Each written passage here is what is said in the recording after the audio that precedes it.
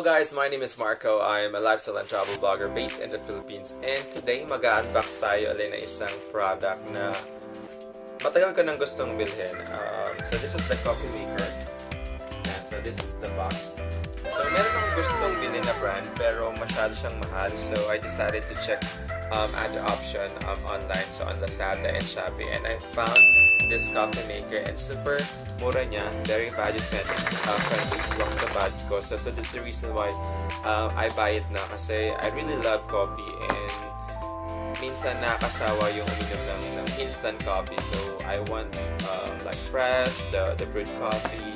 So I'm a really coffee lover. I'm a coffee addict. So that's the reason why I buy this one and I think magagamit ko siya ng madalas.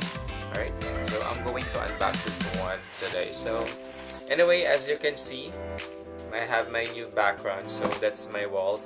Before it's painted with white, but I decided to put wallpaper. So gusto ko yung parang may brick stone. So yeah, it's just only a wallpaper, guys.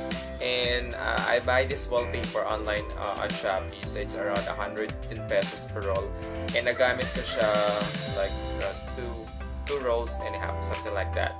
And so far, matuwa naman ako kasi maganda yung quality ng wallpaper and at the same time, it's easy to put on the wall.